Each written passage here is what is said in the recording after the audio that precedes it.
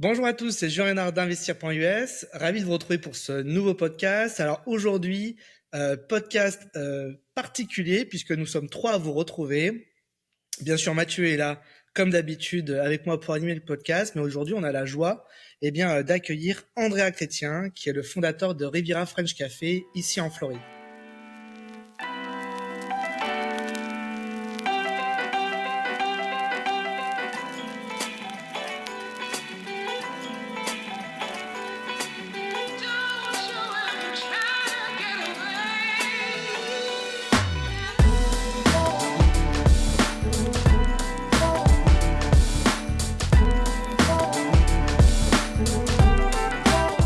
Salut Mathieu, salut Andrea. Bonjour, Je pense que j'ai pas besoin de représenter Mathieu. non, Bien sûr, les c'est gens tout. commencent à te connaître et te reconnaître. Attention, tu vas devenir connu toi en France, hein, dans les Voilà, rues de, célébrité, dans les attention. rues, dans les rues françaises. Andrea, merci beaucoup de participer à ce podcast. Voilà, on pensait que c'était intéressant de t'inviter parce que tu as une expérience qui représente bien ce que beaucoup de nos clients investisseurs, entrepreneurs cherchent à faire, s'implanter aux États-Unis. Voilà, tout va bien? Ça va bien. Merci beaucoup de me recevoir aujourd'hui avec vous. Très content d'être là. On va Bah, essayer de merci à rester toi, sérieux Andrea. parce qu'Andrea, c'est un bon copain. On a toujours la petite blague. Ça déconne beaucoup. Je vois qu'il y a déjà la connexion qui s'est faite avant qu'on commence le podcast avec Mathieu. Il y avait quelques blagounettes là qui sont parties. Bon, on va rester sérieux et essayer de vous donner un contenu de qualité pour vous expliquer un petit peu le parcours d'Andrea. Le but, c'est pas non plus de mettre des étoiles dans les yeux de tout le monde, c'est d'essayer d'expliquer la réalité des choses, le bien comme le pas bien, le facile comme le plus difficile. Voilà, donner quelques recommandations aux gens et puis bien sûr leur retranscrire un peu aussi notre quotidien ici aux États-Unis. Est-ce que tu as quelque chose à rajouter, Mathieu? Non, mais en fait, c'est ça, c'est l'idée, je pense, de l'interview d'aujourd'hui, c'est que ça va aller dans la continuité de ce dont on a parlé dans les précédents épisodes. On parlait justement de Visa E2 la dernière fois. Et je pense que là, ça va faire le pont, ça va faire le lien.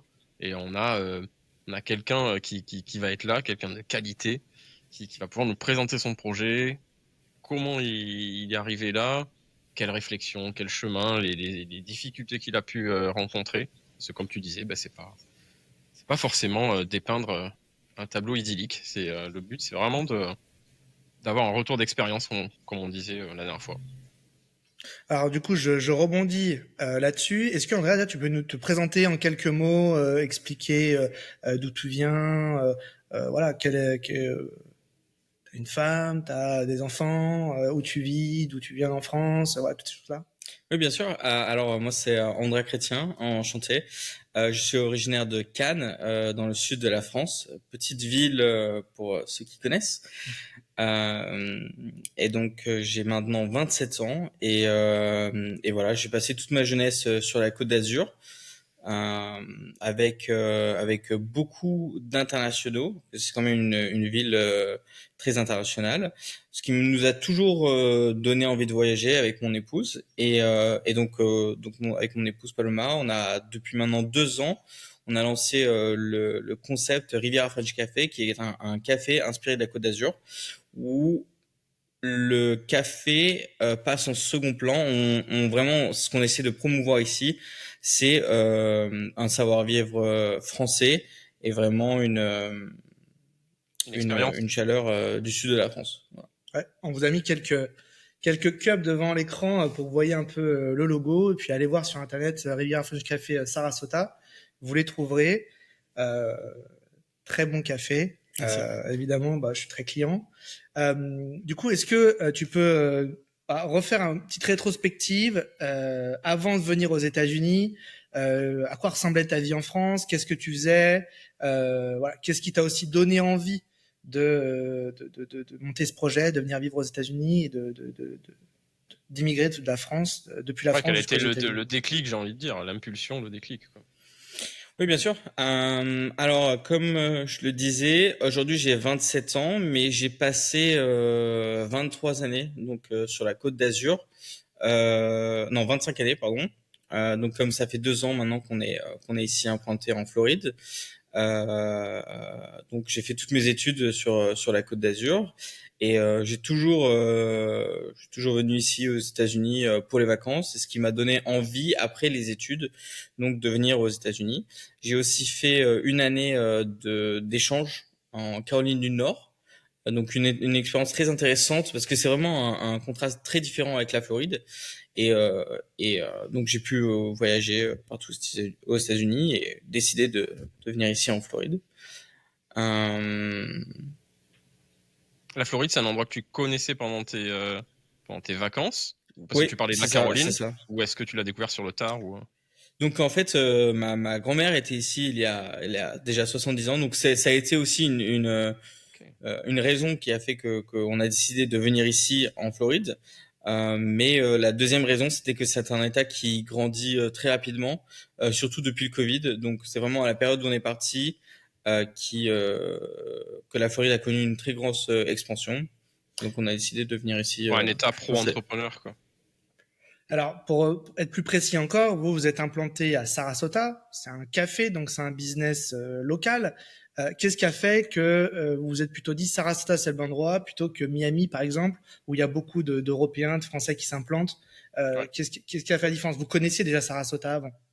C'est ça, on connaissait Sarasota et puis c'était surtout sur un choix stratégique. Donc on a décidé de partir, de lancer le concept sur une ville un peu plus petite pour lancer notre concept, pour avoir juste euh, moins de, je dirais pas moins de concurrence, mais un peu moins de, oui, un peu moins de concurrence, on va dire, et de pouvoir vraiment apporter quelque chose qui n'existait pas euh, et euh, et avoir un peu plus de facilité dans la recherche de local, dans tout ça, parce que des grosses villes comme Miami, Orlando, tout ça, ce sont des villes très très très bien, mais il faut savoir que tous les loyers sont très très chers, tout est très très cher.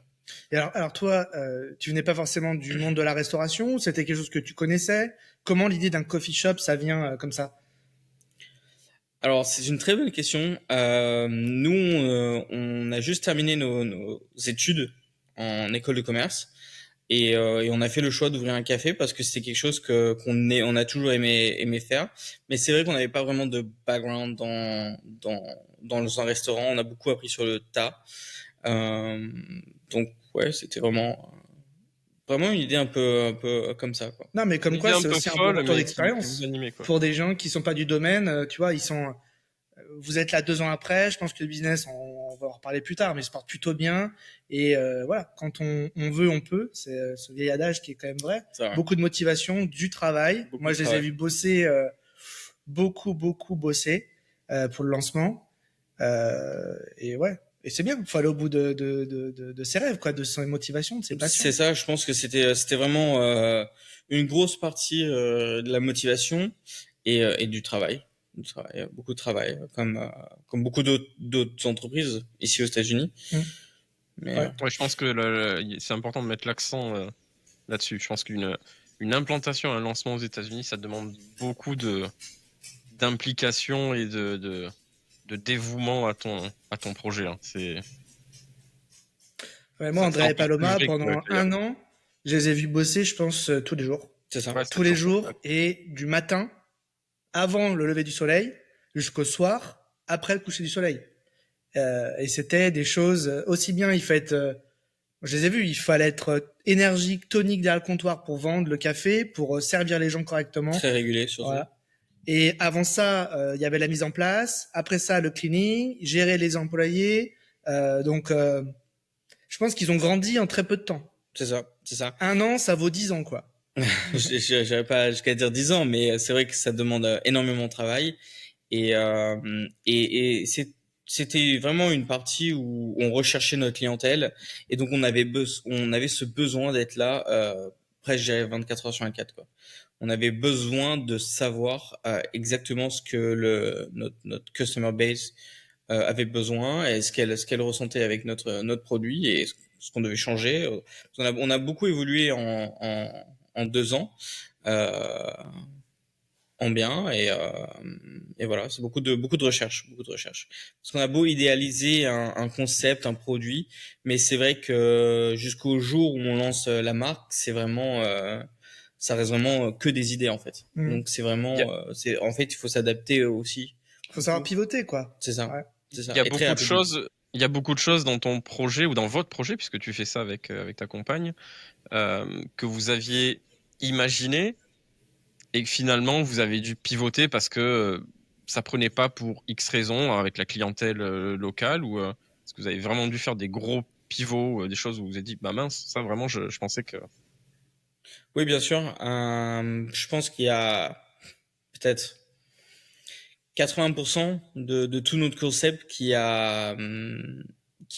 resté depuis le début et vraiment 20% qui a changé au fur et à mesure du temps. Et je pense dans ces 20%, il y a vraiment que 5% qui sont dus aux clients. Le reste, c'est une évolution que nous, on a fait parce qu'on voulait justement améliorer, changer des choses.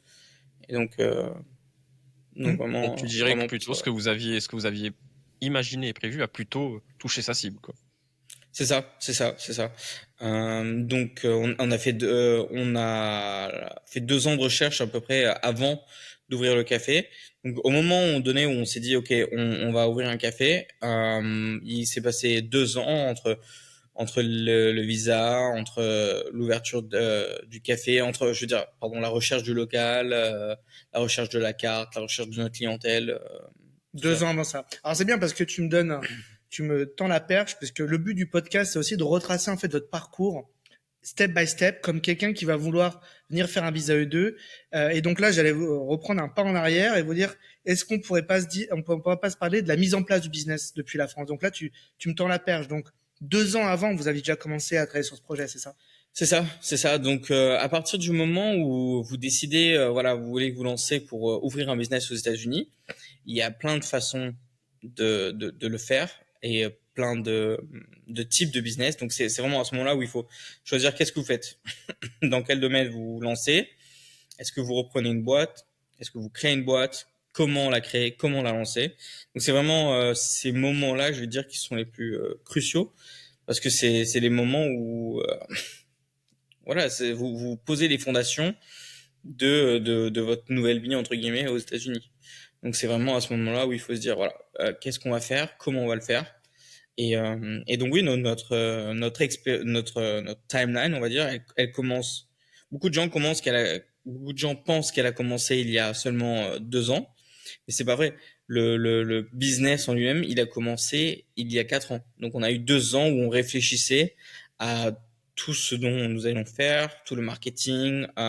Donc 2 ans avant l'ouverture, hein, C'est pour ça, expliquer. Ouais, Parce que le ouais. business est déjà ouvert depuis 2 ans. c'est ça. Donc, c'était vraiment juste après le Covid où on s'est dit. Et après, comment ça s'est réparti ce temps? Vous avez commencé par quoi, tu te rappelles? La première chose, c'était peut-être la mise en place d'un concept, d'une carte, d'une identité, et après trouver l'endroit de manière plus précise. Comment? C'est ça. En fait, premièrement, ça a été le lieu où on voulait aller. Donc, on a on s'est très vite mis d'accord sur Sarasota. Donc, pour les facteurs que j'ai énoncés précédemment, donc vraiment la famille que j'avais déjà ici et le fait que j'aime la Floride. Et ensuite, on s'est dit, qu'est-ce qu'on va faire maintenant à Sarasota? Donc, on est passé par toutes les idées de business possibles. Donc en fait, vous, votre prisme, pardon, je t'interromps, ça a été la ville. Et C'est ça. ça c'est intéressant, hein. Ça peut être un bon prisme plutôt que beaucoup de gens partent sur une idée de business et après pensent à implantation. Mais j'aime assez cette idée-là. Et de mon expérience, il n'y a pas de vérité vraie, mais on se met plutôt en position de réussite dans ce sens-là parce qu'en fait, on comble un besoin. Vous avez dû identifier potentiellement et vous dire, il y a eux, mais il y a que eux, ou ils sont deux, ou ils sont trois. Est-ce que nous, on pourrait avoir une carte à jouer? C'est un peu ça, non? C'est ça, exactement. Alors, en fait, ce qui a un peu aidé dans ça, c'est que nous sortions d'école de commerce et nous n'avions pas de corps de métier, on va dire. Donc, on était open à tout. J'étais vierge de tout, donc C'est ça, c'est ça. vous avez pris avantage de ça, quoi. Donc, sans enfant, sans, je veux dire, Sans attache background. particulière, quoi. C'est ça, Il c'est n'y a ça. rien qui vous retenait. Voilà, sans background, sans rien. On était prêt à tout faire. On a tout faire. Et je pense, que c'est une qualité des entrepreneurs. C'est que vraiment, vous êtes open à tout. Donc, Faut rester à l'état, faut rester, garder son ouverture d'esprit. C'est Et ça. donc vous, dans la phase, ça a été donc validation de l'endroit. On trouve une industrie, en C'est ça. l'occurrence la restauration, le café, et là-dedans après, on détermine plus précisément le concept et surtout le lieu. Donc là, tu peux expliquer un peu plus en détail. Moi, je connais un peu l'histoire derrière, donc toute cette phase, trouver un endroit, les obstacles peut-être que vous avez eu dans cette recherche de local, d'implantation. À savoir que là maintenant, ils sont à un endroit qui est probablement un des meilleurs endroits de la région, puisqu'ils sont dans le mall principal de Sarasota, qui s'appelle UTC Mall. Enfin, on peut pas les rater, hein. Ils sont dans le mall, au 2e étage, ils ont top emplacement. Comment est-ce qu'on peut obtenir cet emplacement-là? En fait, nous, c'était quand même assez compliqué parce que déjà, on n'avait pas d'expérience, mais c'est surtout qu'on n'était pas vraiment accompagné. Donc, on est venu ici à Sarasota et tout ce qu'on avait, c'était un peu de famille. Euh, mais je veux dire, on ne connaissait personne et donc on n'avait pas préparé tout ce qui était les crédits scores et on n'avait pas d'agent immobilier. Donc c'est pour ça que on a tapé à beaucoup de portes pour essayer de visiter des locaux et malheureusement on n'a pas été toujours très bien reçus et on a eu pratiquement que des retours négatifs. Et du coup, c'est là qu'on a présenté notre projet au mall et qu'on a été choisi parmi 10 ou 11 concepts différents et qui nous ont choisis. Et donc là, vous avez fait, juste pour rentrer un peu dans le détail, vous avez fait une présentation en bonne et due forme, genre style PowerPoint ou ce genre de choses, C'est ça. devant un comité qui a choisi. Vous êtes présenté comme un oral, un truc comme ça? C'est ça. Donc, comme on était en France, alors en fait, on a fait ça par visioconférence. Et ensuite, on a présenté tout notre projet avec tous les financements et toutes les voilà tout ce qu'on allait proposer. L'identité de la marque, j'imagine, parce que dans les malls, il y a des enjeux C'est ça. financiers, bien sûr, mais il faut aussi eux, ce qu'ils veulent, c'est des belles marques, quoi. Ils veulent une homogénéité dans le mall, ils veulent que ça marche, mais il faut aussi qu'il y ait des belles signatures. Je pense que c'est ça aussi Ouais, puis C'est ça. pour Et pour un c'est nouvel très arrivant aussi, c'est pour un nouvel arrivant sans, comme tu dis, sans autre point de vente, ça doit être très dur d'arriver à motiver ça pour un mall, quoi.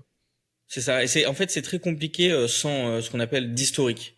Donc, c'est toujours la première étape qui est assez compliquée. Donc, je connais beaucoup d'autres personnes qui ont eu plus de facilité avec un concept qui a déjà été créé et qu'ils avaient juste besoin de racheter, de remettre sur pied, on va dire, ou mais vraiment, voilà, mais vraiment créer un concept de A à Z, le présenter, le défendre et le financer aussi parce que ça coûte quand même énormément d'argent de créer un concept, pas seulement le rachat d'un concept. Voilà, on a dû faire ça et on a été choisi parmi plusieurs marques qui avaient déjà d'autres locations. Donc Ah ouais, c'est bien, vous avez été vraiment choisi précisément et c'est ça. c'était déjà une belle première victoire finalement. Ça rassure un peu parce que d'être, comme on dit, endorse, supporté par des gens de ce type-là, ça commence à sentir bon quand même parce que après, le concept ne peut ne pas marcher, mais déjà, ces gens-là ont une expérience, ils ont dû en voir défiler, des choses qui marchent et qui ne marchent pas. Donc ça devait être déjà un petit peu rassurant, quoi. Vous vous êtes dit, peut-être, ça commence à être pas mal. Maintenant, c'est ce qu'on se dit, mais je me rappelle qu'à l'époque, je me suis dit que c'était que le début de tout ça, quoi. Je veux dire, après, c'est pas parce qu'on est choisi que tout est fait. Maintenant, après, il faut être rentable. Il faut surtout que la clientèle adhère à votre concept. C'est ça. Donc, c'était cette partie qui était vraiment la plus stressante, parce qu'après, je veux dire, voilà, c'était quand même. Mais déjà très content d'être choisi, c'est vrai. Surtout qu'on avait déjà fait tous les investissements au préalable, Ouais. ou trois quarts des Donc investissements. vous avez déjà mis pas mal d'argent sur la table, Bien sûr, il fallait trouver un endroit pour accueillir ce café. c'est ça, Ok. c'est ça. Et alors, pour rentrer un peu plus dans le détail, sans dévoiler tout ce que tu ne veux pas dévoiler, mais ce type de bail dans un mall est, comme on le sait souvent, peut être assez différent du street retail, quoi, de beau parfois dans dans des boutiques dans la rue. Est-ce que tu peux expliquer les différences? Parce que je pense que vous avez aussi eu des contacts avec d'autres propriétaires de murs commerciaux. Euh, Quelle est la différence? Comment ça marche, ce type de bail? Enfin, est-ce que tu peux nous en dire un peu plus là-dessus? Alors il faut savoir que c'est une très grosse boîte. Ils ont plus de 250 malls aux États-Unis et dans le monde. Donc c'est vraiment beaucoup plus d'intermédiaires, beaucoup plus de formalités et zéro Négociation? marge de négociation. Ouais, c'est ça. C'est eux qui imposent leurs termes et c'est vous qui choisissez si ça vous convient ou pas du tout. Donc c'est deux façons de faire. Alors, je pense qu'avec quelqu'un qui est indépendant, ce serait beaucoup plus facile de négocier. Mais voilà, c'était un parti pris qu'on a choisi pour la marque de faire ça. Donc ils regardent tout, hein, je veux dire, ils regardent tout et ils savent tout et très bien. Donc voilà, faut s'adapter à ça. Et donc, Et pour rebondir là-dessus, le choix du mall par rapport à une rue principale, ça s'est décidé comment? Ça s'est décidé par, je pense, la taille de notre concept. On voulait vraiment quelque chose de petit et de, voilà, de plus humain à manager. Et c'est vrai qu'ici, il n'y a pas vraiment beaucoup de locaux qui sont très petits. C'est vraiment que des gros locaux. Donc c'est bien d'un côté, mais d'un autre côté, nous, on voulait avoir quelque chose de très facile à manager. Et donc c'est pour ça qu'on a choisi de partir sur cette taille de kiosque en fait. Donc il faut comprendre qu'en fait, ils ont un kiosque dans le mall, quoi, Dans le mall, ouais. ça fait une esplanade, il y a le kiosque, très beau kiosque d'ailleurs, c'est vraiment très beau. Mais ouais, je comprends ce que tu veux dire. Ouais. donc voilà, nous on Tout en voulait quelque chose de bénéficiant plus du gros trafic des malls, quoi. Comment? Tout en Mathieu, qu'est-ce que tu veux dire? tout en bénéficiant du gros trafic dont les C'est malls ça, bénéficient, quoi. c'est ça. Tu sais, c'est quoi le trafic dans le UTC Mall? Très bonne question. Ça, c'est une question pour Paloma. J'ai pas les chiffres en tête, Ouais, est-ce mais qu'ils donnent les stats? Bah, c'est énorme, à mon avis. Hein. Je sais ouais, pas combien il y a de millions par an, mais c'est énorme. ouais. Après, entre ce qu'ils disent et la réalité, il y a toujours Ouais. Ouais, je comprends. un- Il peut y avoir une différence. parce que je veux dire, entre le nombre de gens qui rentrent et qui sortent, et ceux qui achètent vraiment, et ceux qui... Ah oui, il y a les walkers et C'est il y a ça. les buyers, C'est les ça. customers. Donc chacun grossit chez chiffres comme ils veulent, quoi. Ouais. Alors du coup, pour rebondir en parlant de la préparation du concept depuis la France, est-ce que tu peux nous parler un peu plus précisément de la partie immigration, visa E2, les obstacles, les difficultés, comment vous avez vécu tout ça? Qu'est-ce qui s'est passé pour vous en fait? Alors ça, c'était plutôt vraiment le travail de mon épouse qui est plutôt dans les visas. Donc c'est elle qui s'occupait plutôt de ça. Tout ce que je peux dire à ce niveau-là, c'est que vraiment, il faut être bien entouré et vraiment choisir ses partenaires et avec les gens avec qui vous travaillez, parce que c'est une grosse partie de l'acceptation ou pas de votre visa. Donc c'est vraiment quelque chose que malheureusement bah, vous devez vraiment faire attention. C'est sur cette partie visa. Nous, on était encore sur un visa de 2 ans renouvelable. Maintenant, ils sont passés sur 4 ans. Donc c'est vraiment un sujet qui est tellement je dirais personnel. Euh, Qui est pas euh, comparable entre chaque candidat, tu veux dire. c'est ça. Chaque Ah oui, projet c'est est basé sur la différent et personne et le forcément, ouais. business.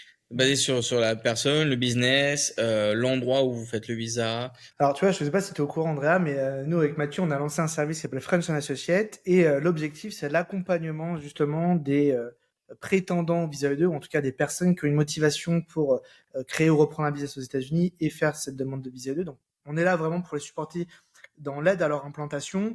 Le but principal, c'est d'éviter un maximum des mauvaises surprises, des déceptions, essayer de curer tous ces problèmes-là. On n'a pas la science infuse, on n'a pas la prétention de dire qu'on va garantir quoi que ce soit. Mais en tout cas, on est là pour essayer de les guider d'accompagner pour minimiser au maximum les erreurs, leur faire qu'ils se posent les bonnes questions. On n'est pas là pour donner toujours les réponses. Il y a des questions qui sont simples, donc on est capable de donner les réponses, mais il y a des questions qui sont beaucoup plus stratégiques, beaucoup plus importantes. C'est toujours, chaque personne est indépendante de prendre ses décisions, mais c'est un peu l'objectif de notre service. Si je dois reprendre justement une étape, faire un pas en arrière, quand vous êtes arrivé aux États-Unis, tu peux nous dire un peu ton ressenti, les bonnes surprises, les déceptions, voilà, comment vous avez vécu ça et si tu as des exemples, tu vois, particuliers aussi là-dedans. Bien sûr. Alors, comme nous sommes venus un bon nombre de fois ici à Sarasota avant d'avoir lancé le business, on était quand même assez, on va dire, acclimatés et on avait une idée, même si elle était assez floue encore, on avait quand même une idée de comment tout se passe ici aux États-Unis. C'est vrai qu'on n'est jamais à l'abri de quelques surprises, mais dans l'ensemble, on a été plutôt bien accueillis par la communauté ici euh, à Sarasota. C'était vraiment le plus gros point. Voilà. Mais c'est vrai que le fait d'être accompagné, d'être plus accompagné, nous on n'a pas été accompagnés. Donc c'est vrai que si on devait refaire quelque chose, le fait d'être accompagné peut-être par voilà des conseillers ici sur Sarasota, ça ferait gagner beaucoup de temps. C'est pas que l'argent, c'est surtout le temps qui n'est irrécupérable. Bien sûr. Mais alors, si on doit rentrer plus dans le détail, par exemple, des exemples concrets, des surprises par rapport aux salariés, embaucher un salarié aux États-Unis, maintenir une équipe, est-ce que c'est compliqué? Vous avez fait face à des difficultés là-dedans? À quoi, enfin, on peut s'attendre parfois, les enjeux de licence? Est-ce qu'il y a des exemples particuliers qui t'ont marqué? Bah, encore une fois, tous les business sont différents, mais c'est vrai que dans le business de l'hospitalité, manager des personnes, c'est quand même un truc assez compliqué, qui demande beaucoup de maîtrise, on va dire. Andrea, toi, du coup, comme tu disais, tu as tout fait tout seul. Tu t'es pas fait accompagner et tu n'avais pas finalement de background, comme tu dis, en France. C'est-à-dire que tu n'avais pas de point de comparaison. Du coup, tu as attaqué tous les problèmes de front directement aux États-Unis, puisque c'est votre première expérience entrepreneuriale avec ta compagne. Et donc, du coup, avec le recul, par rapport à tout ce à quoi vous avez dû faire face, est-ce qu'il y a des points où tu dis là j'aurais eu besoin d'aide ou ça aurait été bien, j'aurais aimé être accompagné ou des choses où tu aurais voulu être allégé de certains poids et euh, de certaines tâches? Oui, alors bien sûr, dans le lancement d'un projet comme ça, il y a toujours des points auquel il y aura des accrochages. Et c'est vrai, je pense que maintenant, en y réfléchissant, les points où j'aurais aimé être accompagné, ça aurait été vraiment dans toute la partie implémentation du business. Donc, c'est-à-dire là, vraiment la partie légale, donc tout ce qui est comptabilité, tout ce qui est recherche de locaux, tout ça, on n'a pas du tout été accompagné. Et je pense que c'est vraiment sur cette partie où j'aurais aimé être supporté. Voilà. J'aurais Finalement, eu c'est les points les plus chronophages en plus. c'est ça, c'est ça. C'est Rechercher aussi de un trouver les bons local, partenaires, finalement. ouais. Ça fait partie aussi, voilà, de certaines choses qu'on propose à nos clients. Cet accompagnement, ouvrir le réseau qu'on a établi aussi aux États-Unis. Moi, ça fait quelques années que je suis ici et du coup, évidemment, j'ai fait un certain nombre de connexions. Il y a des gens aussi bah, que je recommande pas et d'autres avec qui je travaille. Et c'est vrai que ça peut faire la diff rapidement. Ça peut te faire gagner du temps en fait, C'est ça. parce que la recherche parfois tu fais un pas en avant, trois pas en arrière, ta prise comptable, tu dis au bout d'un moment, elle est super chère pour le service, je prends un autre ou voilà, je suis pas très content de ce service d'un tel. Et puis pour monter ton kiosque aussi, j'imagine que là, tu as dû te mettre à chercher des contracteurs, alors qu'au final, tu n'avais pas de contact là-bas, quoi. Oui, c'est ça, c'est pour ça que justement toute cette partie où on préparait le visa était tellement stressante, c'était que qu'on n'avait aucun contact et c'est pour ça que ça a pris tellement longtemps aussi.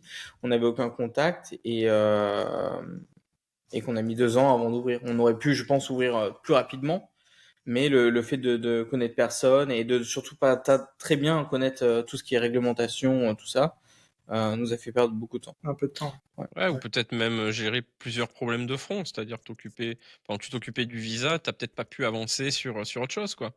Bien sûr, ouais, ouais, c'est Et quand dès que vous attaquez un ouais, problème, enfin vous pouvez pas être sur 10 problèmes en même temps, quoi. Donc c'est toujours prioriser le problème le ouais. plus important.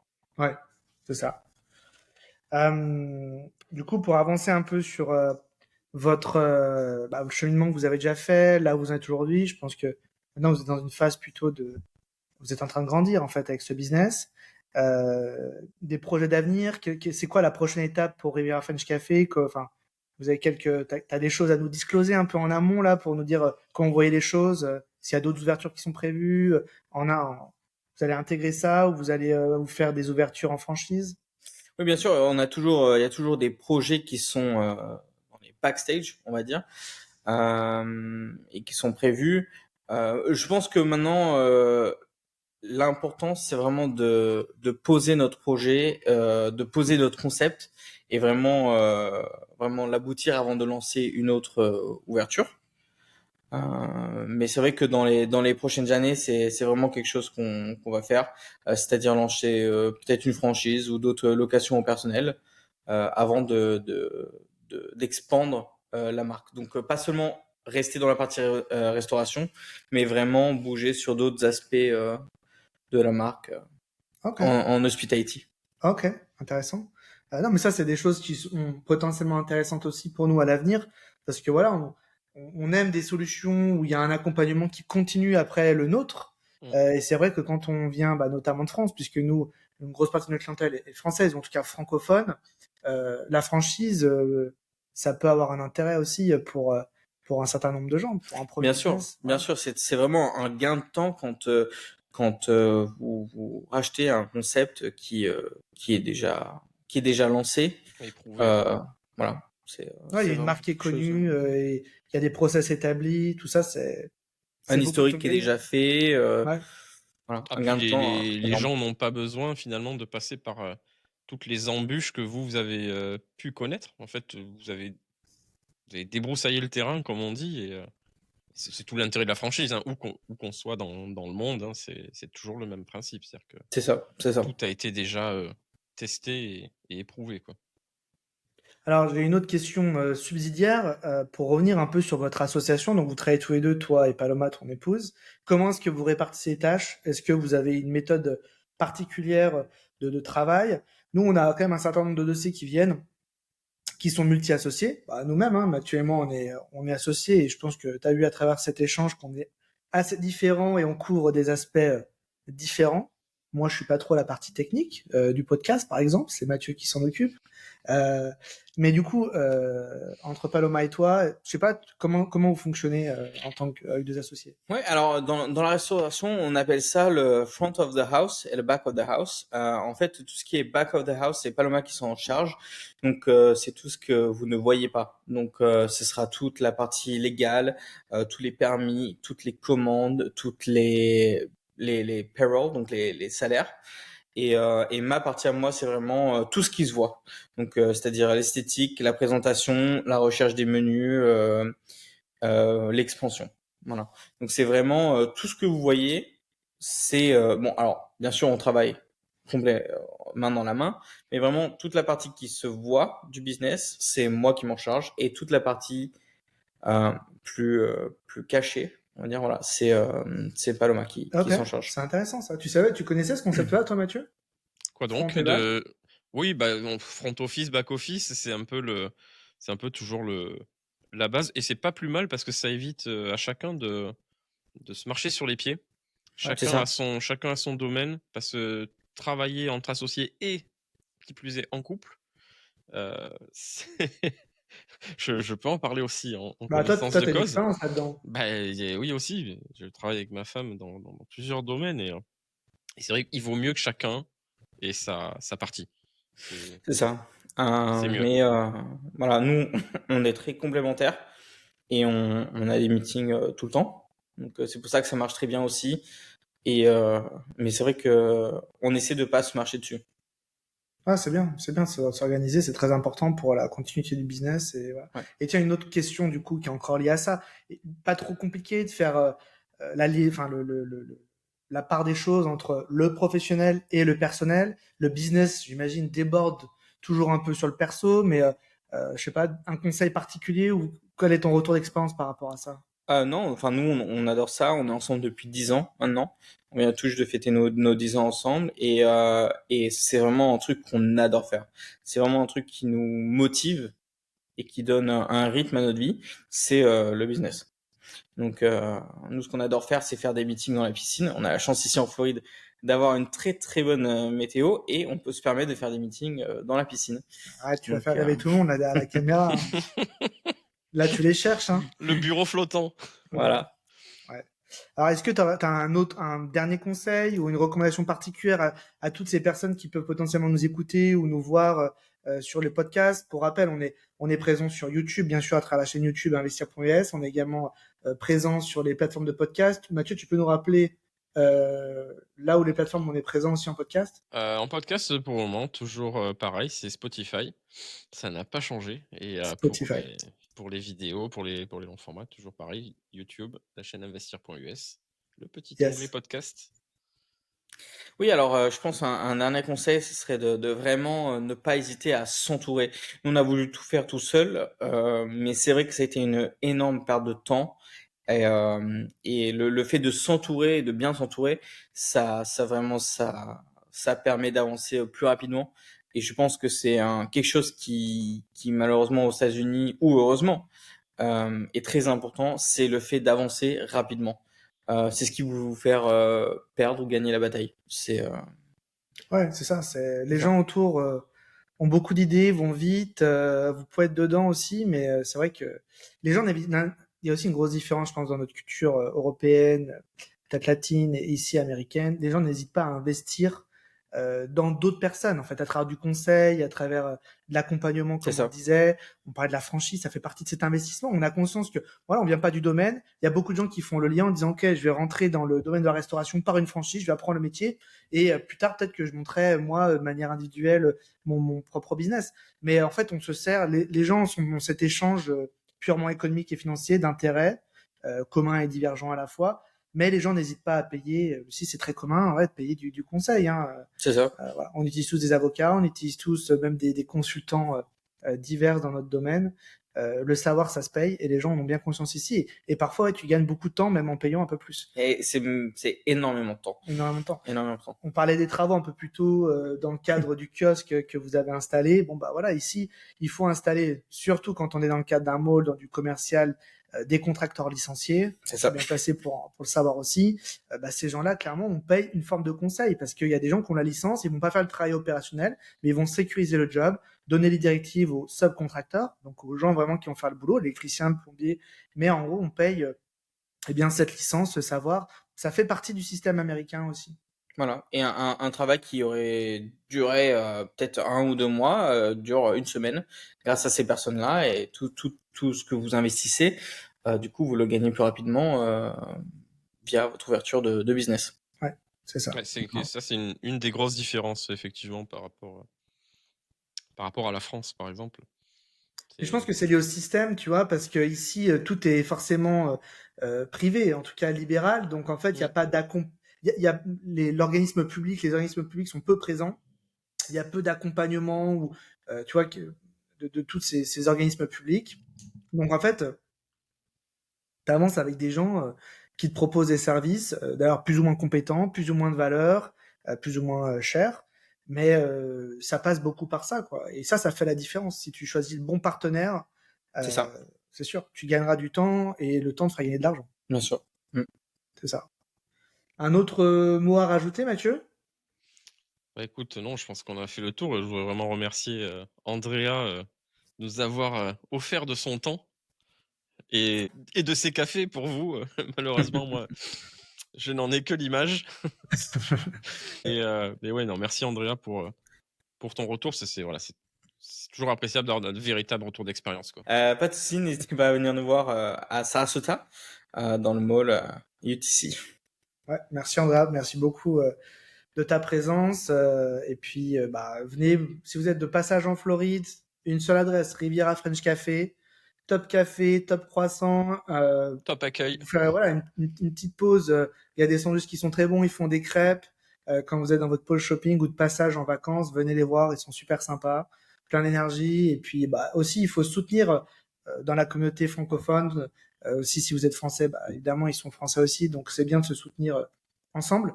Euh, Puis voilà, bien sûr, si vous avez d'autres questions, un projet d'implantation aux États-Unis, une seule adresse, hello@frenchassociate.us. Vous pouvez également, bien sûr, venir nous voir sur le site frenchassociate.us. On vous mettra les liens en description de la vidéo pour nous retrouver. Voilà. N'hésitez pas à nous contacter. On vous proposera une consultation offerte. La première consultation est offerte pour déterminer votre projet et voir si on peut vous aider. Et puis ensuite, on a tout un tas, évidemment, de packages d'accompagnement, notamment pour de l'implantation Visa V2, pour de la mise en place de structures juridiques type LLC ou corporation aux États-Unis. Donc, vous aurez soit Mathieu, soit moi au téléphone ou en vidéoconférence. Voilà. Merci beaucoup et à très bientôt. Merci Mathieu. Merci à tous, merci Andrea, et à bientôt tout le monde. Au revoir. Bye bye.